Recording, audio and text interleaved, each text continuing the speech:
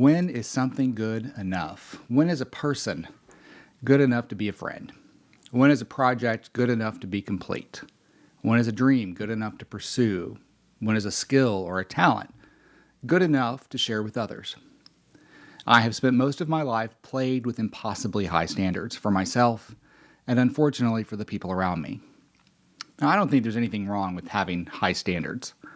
I do think that having impossibly high standards is problematic. When nothing is ever good enough, you're in a constant mindset of lack. And when that's your mindset, then you've programmed yourself to always be looking for what's wrong, what's missing, what are the imperfections. The consequences of that mindset for me has been frustration and loneliness and unnecessary struggle. It's hard to be friends or in a relationship with someone who has impossibly high standards. No one likes being around that person for whom nothing is ever good enough. When everything in your life, when rated on a scale of 1 to 10, has to be a 12, you're exhausting. I'm exhausting. It is exhausting. It's a state of constant disappointment in yourself, in the people around you, and your life overall.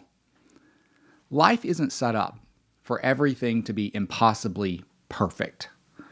Life's simple wisdom tells us that we learn from and grow from our mistakes, our flaws, our imperfections, not our perfection. Perfection, by its nature, is the opposite of progress. Progress is what moves us forward. It's what allows us to grow. Perfection is fully baked. There's nowhere else to go. Life just isn't set up for us to have impossibly high standards and expectations for everything and everyone. I think that's why life gives us the opportunity to determine our values, to allow us to have priorities in our lives. We have the ability to say that this thing is more important than that thing. We get to choose where to put our focus and where to develop ourselves, where to invest ourselves. Some things have a higher threshold for meeting a standard. Some things are good enough already. And both can be improved upon. And when we rank what we value, when we align or calibrate our values and our standards, we do a couple of things. The first is that we get to participate more fully in our own lives. We get to be more present in the world. We get to be more present with what is, not what we think it could be or should be, which, by the way, is the birthplace of anxiety. When we don't hide ourselves behind the impossible standards, it allows us to connect with the world and connect with others, connect with our work. Yes, it is going to open you up to criticism and feedback, and my favorite, constructive criticism. But at least we're living. At least we're sharing and we're connecting. When we find what's good enough, let's imagine for a second that good enough is an 8 out of 10. Back to the 1 to 10 scale. Let's imagine that good enough is an 8 out of 10. It's in that space between the 8 and the 10 where life happens outside of us. It's where others get to play a part in what's going on. It's where we discover more of what's possible outside of our own head. We can get to the 8 on our own. But it's that little gap, it's that little difference when we allow others into that gap that we really grow and take off. It's in that gap where vulnerability lives, where we let somebody into our heart. It's in that gap where progress actually lives because others get to see what we're working on and help us get better. It's in that gap where life's magic actually happens.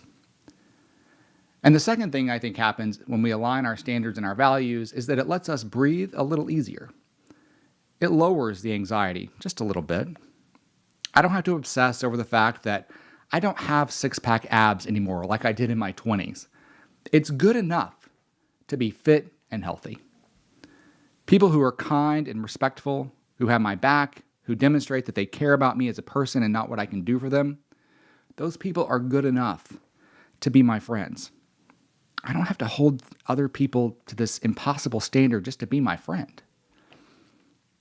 If someone can get value from what I've created in its current state, even though in my mind it's not perfect yet, if somebody else can get value, it's good enough to share. I think the trick is to become more discerning when it comes to our high standards, realizing that some things in life are more important than others. Some things should be impeccable as impeccable as we can make them. In some things, it's all right to be good enough. Aligning our values and our standards is an exercise in grace. We have an opportunity to show ourselves some much-needed compassion. Because the truth is, when I look deep inside, I find that those impossible standards for everyone around me, for everything else, for everything I'm doing, it's really just me, feeling like I'm not good enough to deserve happiness or deserve success or to be loved. And some things we just have to say that's nonsense.